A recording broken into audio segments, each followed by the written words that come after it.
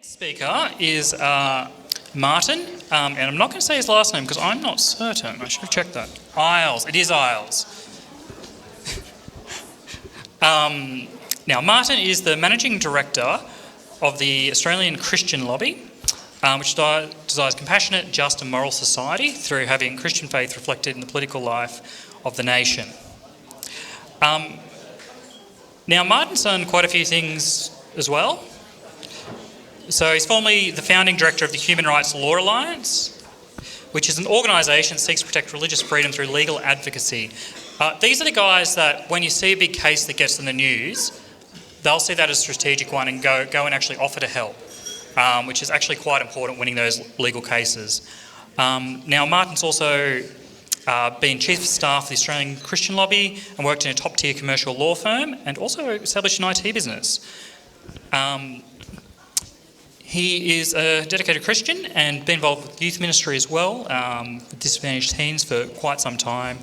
And I would like to welcome him. Thank you very much, Martyn.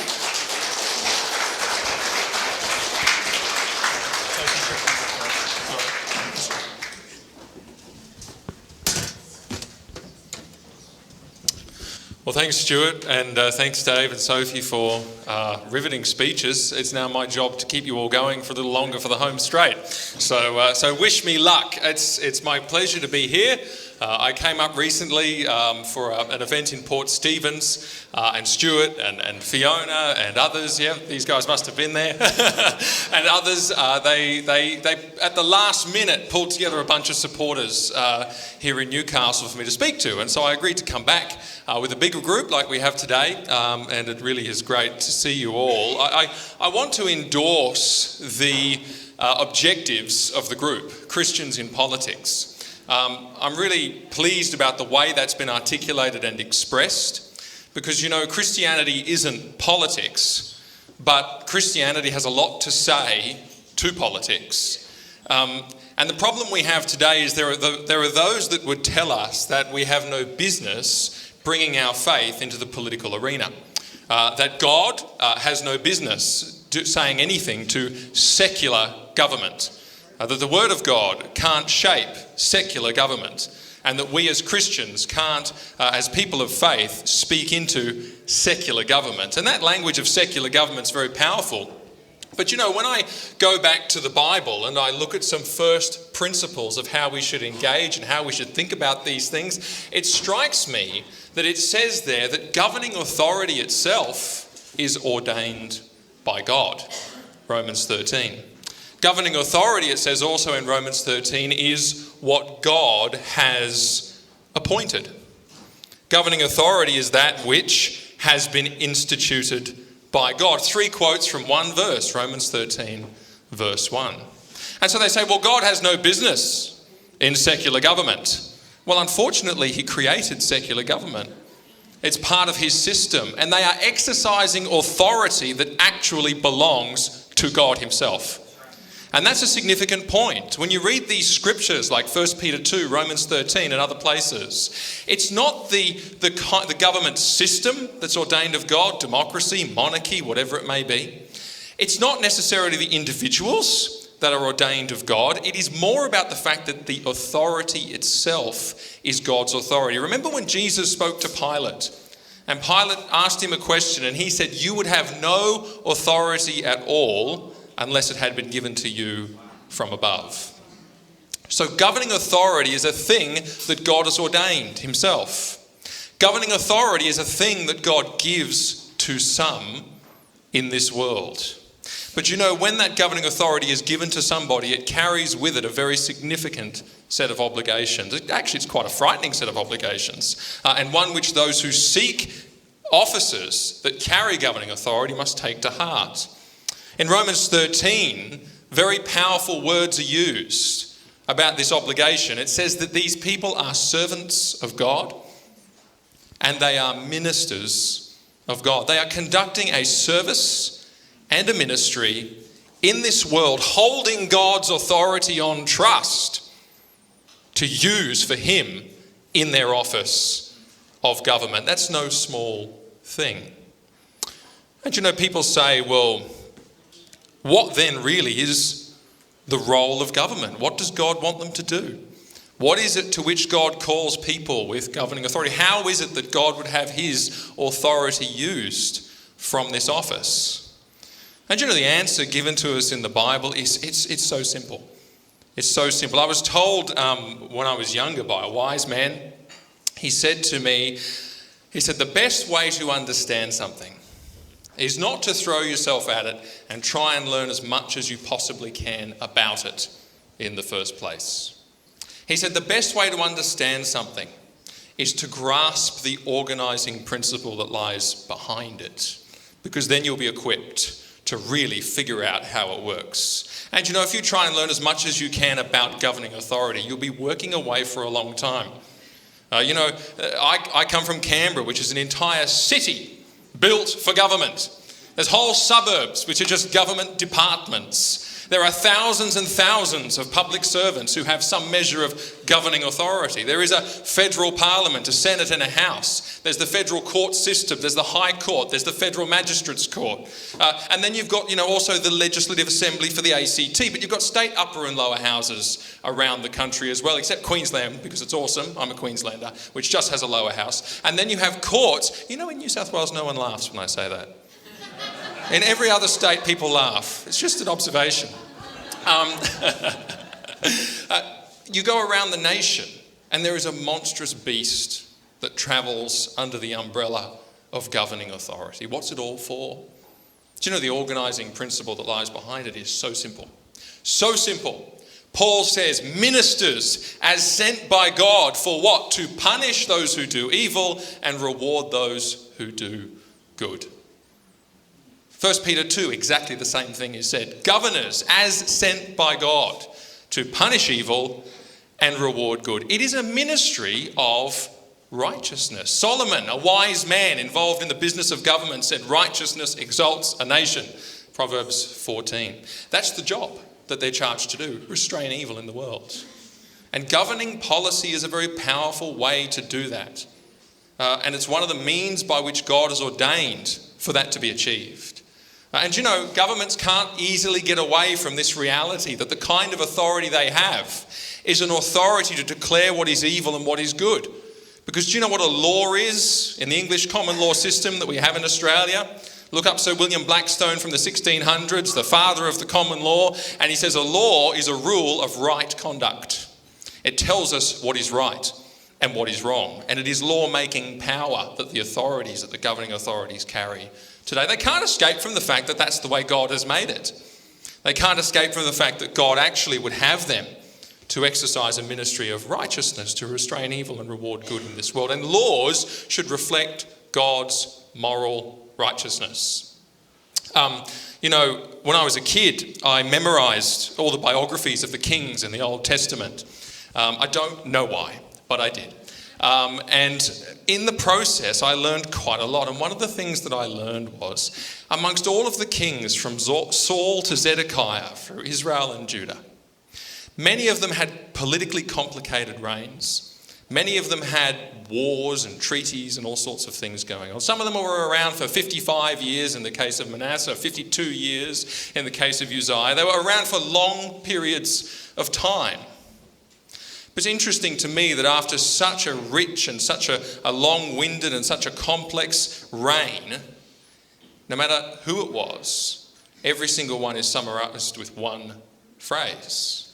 They always say he did that which was right in the sight of God, or he did that which was evil in the sight of God. And that's what mattered in the final analysis. And that's what God sought from governing authority. It hasn't changed, Old Testament, New Testament. He still seeks the same thing. Now, do you know, I want to ask this question when it comes to the issue of Christians in politics. If Christians are not going to be ministers of God, who is? If Christians are not going to be servants of God, who is? If Christians are not going to get up and make laws that reflect what is actually right and what is actually wrong, who is? Because, we live in a time when these things are changing rapidly. We've talked a little with Sophie's talk in particular about the Judeo-Christian heritage upon which we're built. And there's so much about that did the job that God would have governments to do, which is restrain evil, which was put in place laws that reflect the truth of what is right and what is wrong. But there's radical changes to that, and David started to bring that before us with the abortion discussion. All of a sudden, what's right and what's wrong in the abortion situation in Queensland?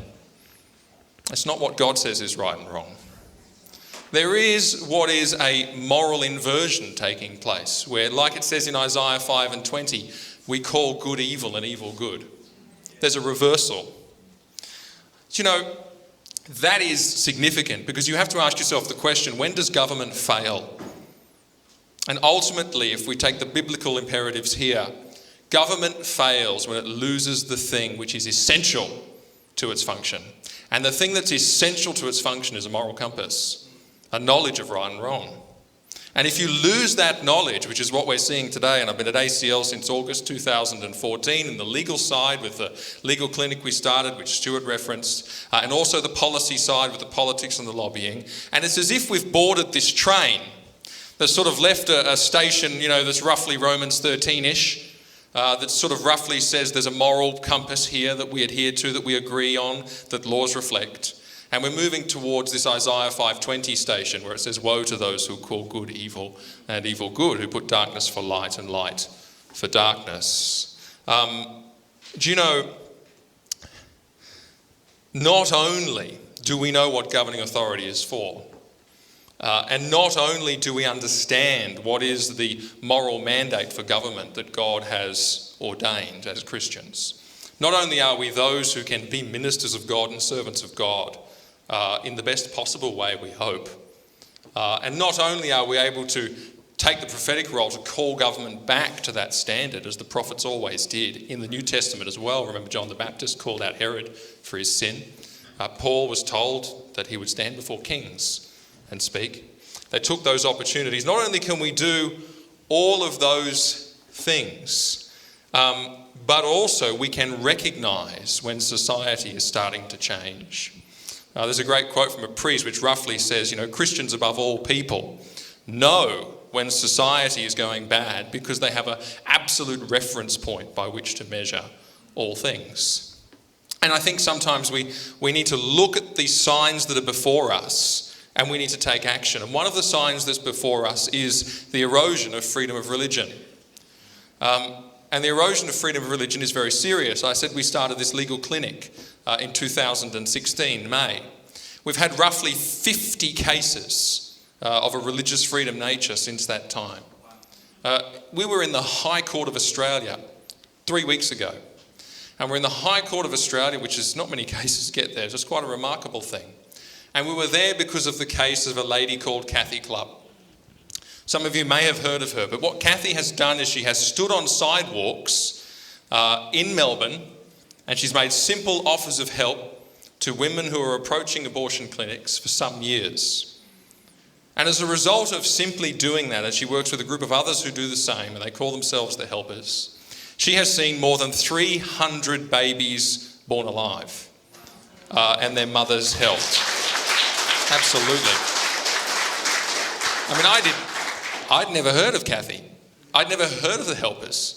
I thought sidewalk counsellors were strange people because that's what the media tells us. And then you find out the truth of what they're doing. And then you find out that the politicians that introduce these laws called bubble zones that create a 150-metre exclusion zone around abortion clinics know full well that the only people that they are going to stop is the Cathys of this world. They know there isn't harassment. They know there isn't obstruction. They know that there's been very little bad behaviour over a course of decades. But they're bringing in the law. Fiona Patten, a member of the Sex Party in the upper house of Victoria, I know it's Victoria, Victoria, dear me. But I tell you, the rest of the nation's not far behind. The toxic fumes are belching over the border at an alarming rate. But Fiona Patten knew that this bill would stop Kathy, and that's why she introduced it. And of course, the bill passed. And what did Kathy do? She went and she stood on the sidewalk and she did what she's always done. A couple were walking in and she just simply handed a piece of paper. And the piece of paper would have said something on it to the effect of, I can help or whatever. And Kathy was arrested by 8 police officers. There's a crime wave in Melbourne. We've all heard about it. But this is the crime wave you hadn't heard about. And the police resources were well deployed. And she was criminally charged with communicating about abortion in a way that can be seen or heard within 150 metres of a clinic. And she was convicted at the Melbourne Magistrates Court. She got a $10,000 fine, I think, and she had community service elements to that as well. Good behaviour bond. We appealed and it went straight to the High Court. And every single Attorney General in the nation, Commonwealth and state, was against her. That was heard 3 weeks ago. Us with our ragtag legal team and some amazing guys who offered assistance under miraculous circumstances, some really top barristers. That was us. But you know what? The other side was sort of all the king's horses and all the king's men lined up against Cathy. Why? Because she did the right thing. It's as simple as that. Here is a law that says that what is good is evil and what is evil is good. There's no other way around it. And Cathy's case is one of 55 or 53 that we've actually been involved in. And it's not just Melbourne, they're all over. We've had them in all states. Patricia Wirracoon is a woman who some of you may have heard of. And Patricia writes these books and speaks on gender and sexuality issues. She's a medical practitioner by background. One of the very few people going into schools and unpicking the confusion on this stuff. But she gives a talk in a Christian school, which actually contains the gospel in the talk for the kids. And deals with these issues in a delicate way, but a way that is true. And an activist sees that talk online and starts stalking her. She's stalked for a number of months until finally she's assaulted in the shops over the road from her house. And she calls in a state of distress because the police were being a bit unhelpful. But the other thing that this guy did was he reported her to the University of Sydney, where she had an affiliated status, and he reported her to a professional body with which she had an accreditation, saying this woman is unfit for status with the university and is unfit for accreditation. She lost the accreditation. We couldn't save it. And she was drummed out of that particular body. The university, we got substantial legal support. Actually, a former judge showed up at her conciliation hearing, and we saved it. But the message to her was, don't do it again. Now, Patricia, of course, has done the right thing, and she's continued to do it. Because she's great that way and she's fearless, and she says, well, I'm 70, I should be retired, but I'm doing this because it's the right thing to do. And she will not stop. No offence to 70-year-olds in the room, by the way. That's what she said to me. That's not what I said to her. But, Patricia is doing a great thing. But, that is now the cost of using your gifts and talents for God. We have had a lot of people who have lost accreditations or had their accreditations challenged, particularly doctors and medical professionals, because they have spoken up for the truth. We have people who have been fired from their jobs, who've been put under disciplinary investigation. Simply, one guy posted on his own, the corporate intranet, the internal forum, saying that he was going to vote no for same-sex marriage in response to about 10 others who said they were going to vote yes. And he had his post deleted, and he was told that he had to come in for a disciplinary meeting to discuss what should be done up to and including dismissal. That kind of thing is very common, particularly in big law firms like where I used to work. In fact, the one I used to work for is one of the worst. They might sue me now for defamation. But also in the professional world with accreditation bodies. But we had a case just recently out of Perth. A photographer. People in Sydney don't know that Perth exists, but I think that Newcastle will understand. But over in that faraway place called Perth, this photographer had a couple come to him and asked to take photographs of her family. He quickly discerned that it was a lesbian family, 2 women with children.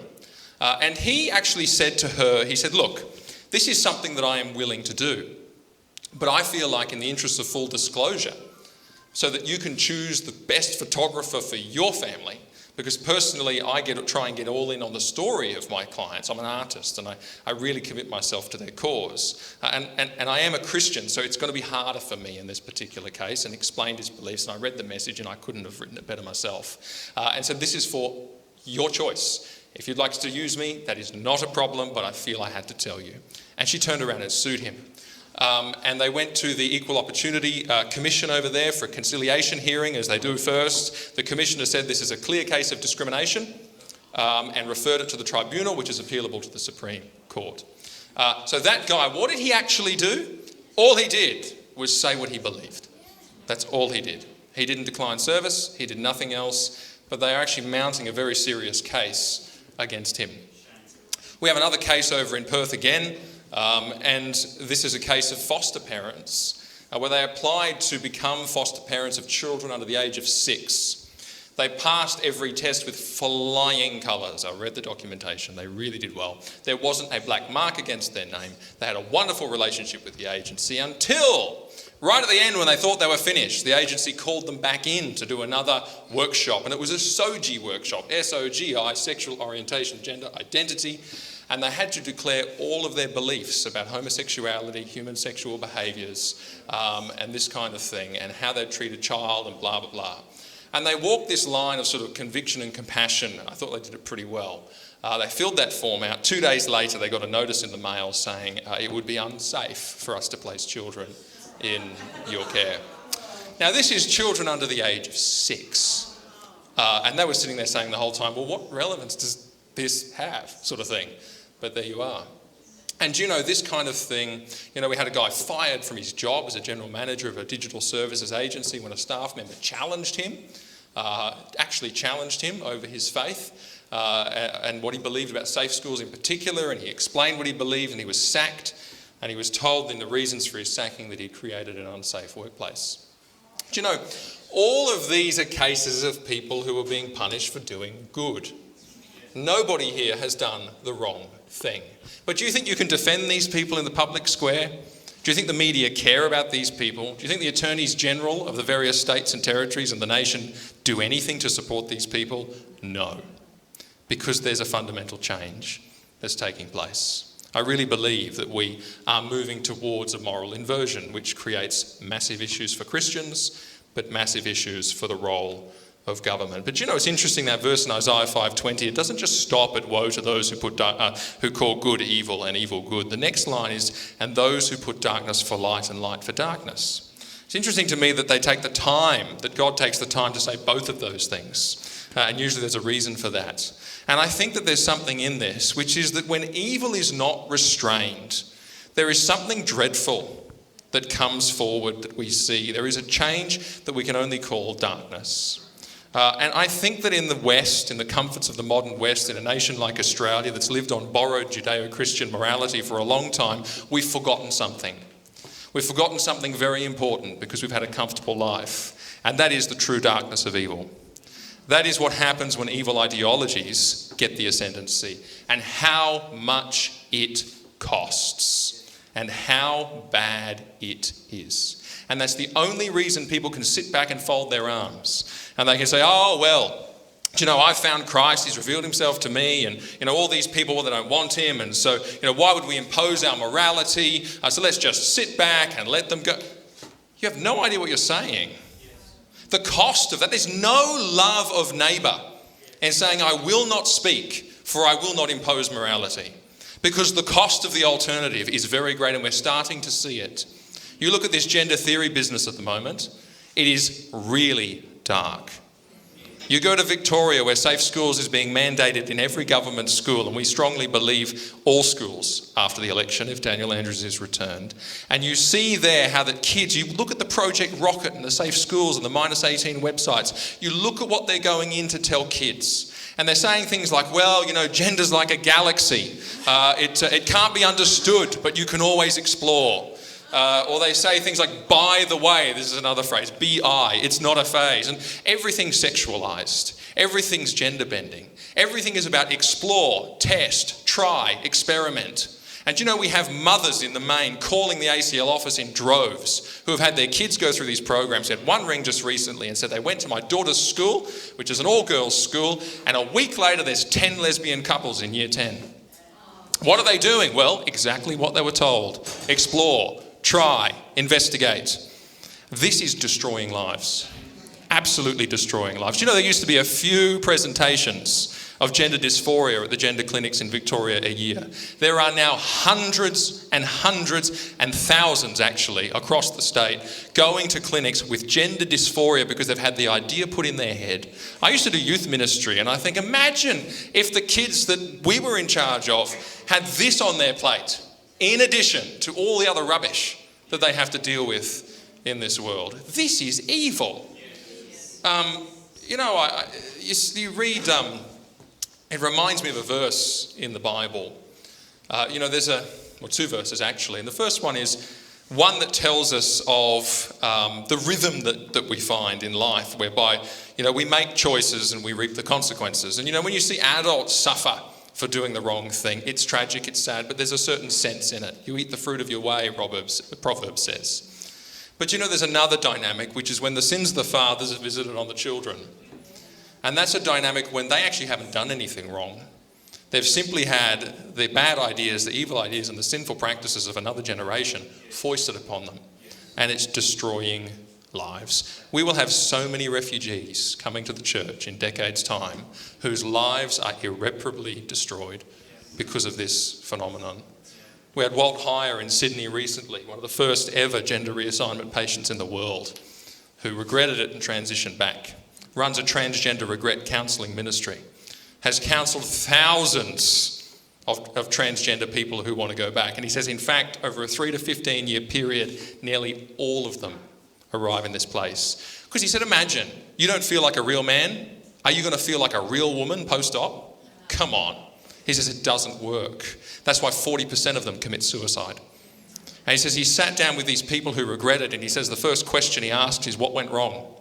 And he said he is yet to have one person not answer that question straight out.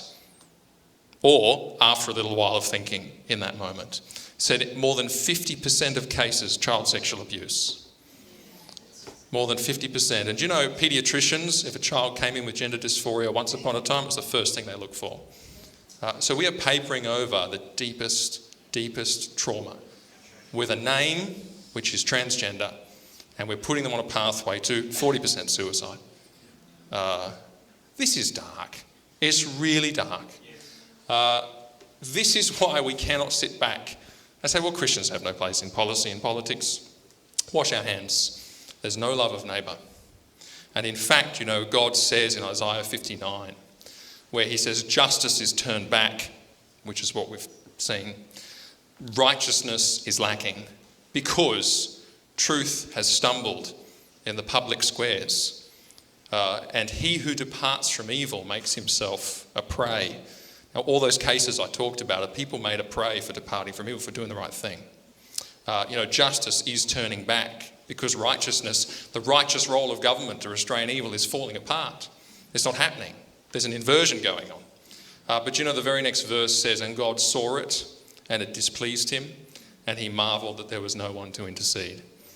And I say, God hates this, and he wants people to take a stand. He wants truth in the public square. And I say to people at ACL, may that never be said of our times as long as ACL's around. Might we continue to tell the truth in the public square, because from that flows these other things. Let me say, a lot of people hear the things that I've been talking about, and I sense this kind of lowering of the tone in the room because people are just grappling with the weight of some of the challenges we have, and there's some stuff that's a bit worse that I could tell you as well. But there is, it's not all doom and gloom. It's not all doom and gloom because of the words of Jesus. Jesus actually thought about this well in advance. And when we hear this, I can sense that our mood is that we're down, we're low, we're distressed, we're concerned, we're fearful, and these things. But when Jesus thought about the prospect of hostility in the world against Christians and Christianity, when he thought about the prospect of persecution, which we're seeing more and more, when he thought about this, the first words on his lips were, "Blessed are the persecuted for righteousness' sake, for theirs is the kingdom of heaven." Such a difference of posture. And there's something in that, we think that our comforts are all we have. But he says, no, actually, yours is the kingdom of heaven. Great is your reward in heaven. That's not all you have, your comforts. There's something a lot greater that you're serving. And there's something far more real even than this present time, which is your destiny, which is where you're going, which is the kingdom you really belong to and the king who you truly serve. And I think that there's a promise there that not only is yours the kingdom of heaven in the sense that you'll get there, but actually something of heaven is brought forward in your experience now because you trust God, you're closer to God, you know God. And what looks superficially scary is actually a means of great blessing in the moment. And you know what? Practically everyone who we've helped through the legal service would say that. You know, Josh, 20-year-old, who got nearly drummed out of uni for praying with a friend, says the best thing that ever happened to him. He's a brave guy, and he says, God actually showed me what my Christian faith was all about, and I'm glad that it happened. Paul and Silas sang songs in jail. I thought they were probably half mad once, but you know, I get it now, because this is a promise. It's not like you psych yourself up to it. God says it will come to you, it will happen, and there's something supernatural about it.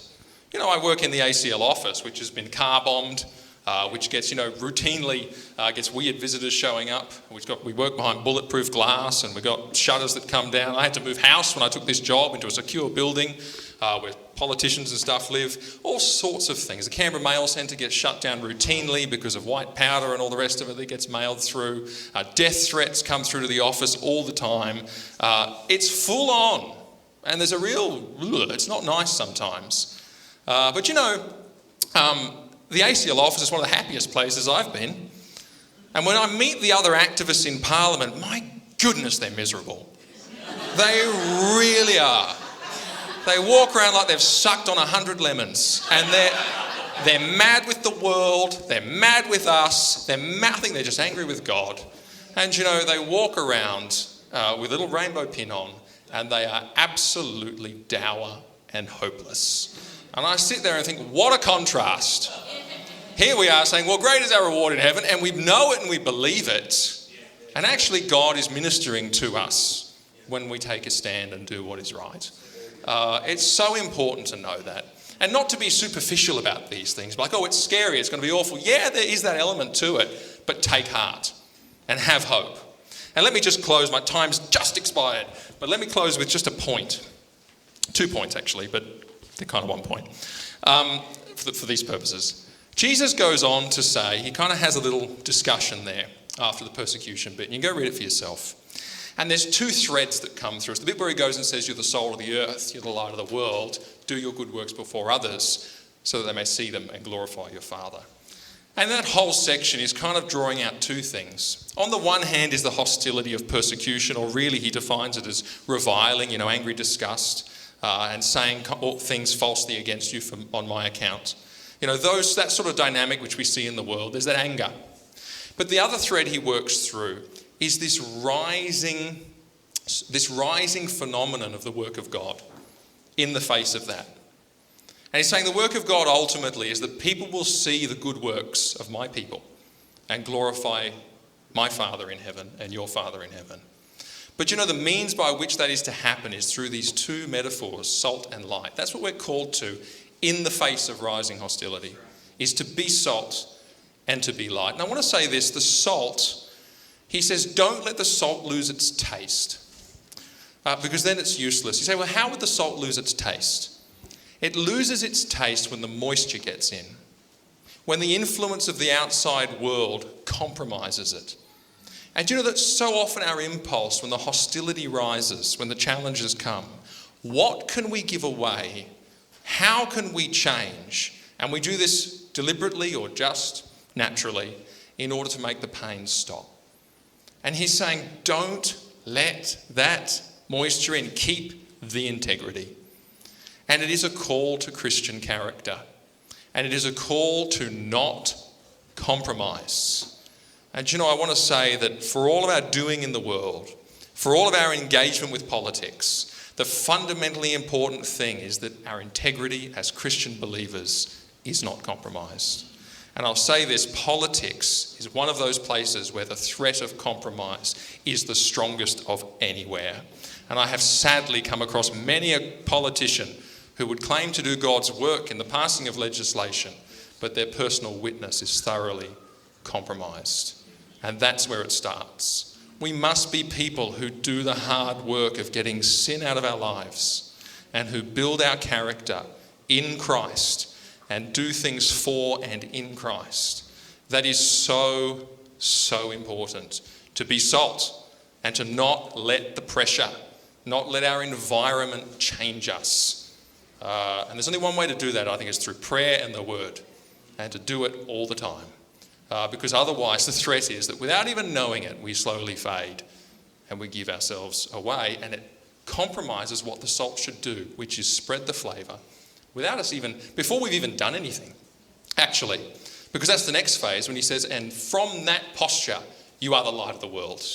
Those of you who are mine and to show it in their lives, do your good works as light that shines. And he says, it's no good if that light is covered up.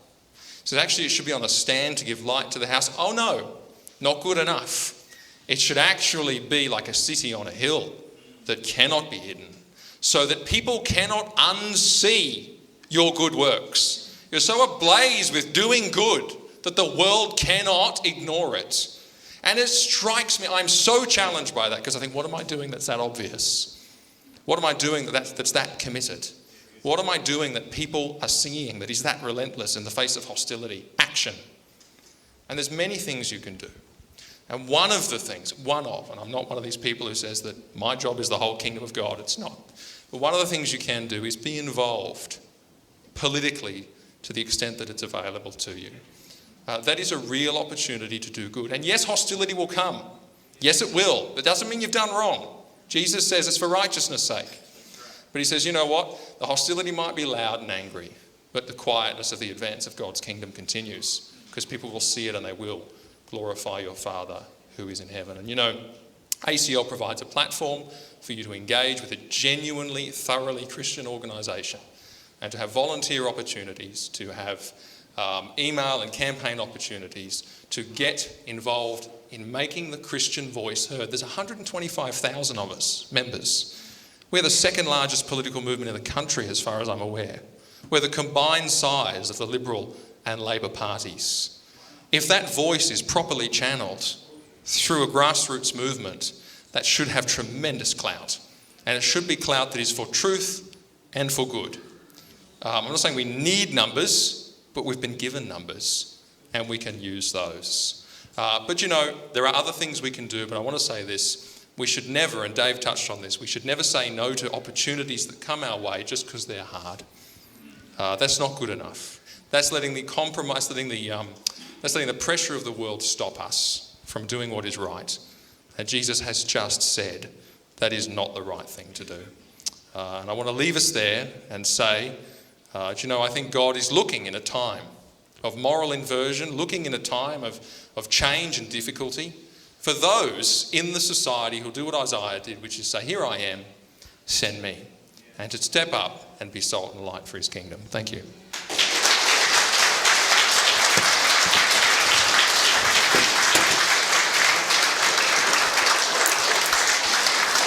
Thank you very much, Martyn. Now, you can also sign up to the ACL to get their emails online, can't you? Well, funny you should ask, Stuart.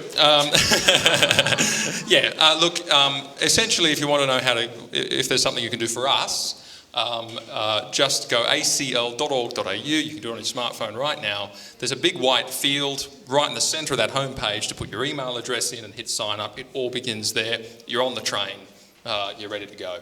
And there's so many opportunities. I mean, in Melbourne right now, we have 1,000 people on the streets of Melbourne knocking on doors, putting leaflets in letterbox and making phone calls in key seats where there's good Christian candidates making a stand, and where there's people who will undo the terrible work of Daniel Andrews. And that's really significant. That kind of voice in the political square hasn't existed until now, where you actually have the electoral clout, the door knocking, the creation of swings to put people in or out of Parliament. That hasn't existed on our side of politics or on the Christian side. It just hasn't existed. It does on the other side. Oh, people like Get Up, politicians shake in their boots when you say Get Up. Because every federal election, Get Up will name 5 federal politicians who they're coming for. And they'll put out a video saying, we're coming for you. And they'll be the Andrew Hasties of this world. They'll be the really, really good guys. And they usually get 3 out of 5 knocked out of Parliament. Now, that's the cost of speaking up for Christian values in Parliament right now. And that's why nobody does it. But, you know, we need to change that paradigm. We need to say to these guys, you've got backing. You've got help. We have 1,000 people in your electorate, which we do in many, who can turn out on the streets and help you. I tell you, the power of that is tremendous, and you will see a seismic shift in politics in no time flat. But it means we've got to get on our feet. And I realise I've been preaching at people to get on their feet and do stuff, and I haven't yet done some of these things. So this week I'm actually spending the week in Melbourne door knocking myself, so that I can turn around and say, leading from the front, come on guys, let's go. So Thank you very much, Martyn.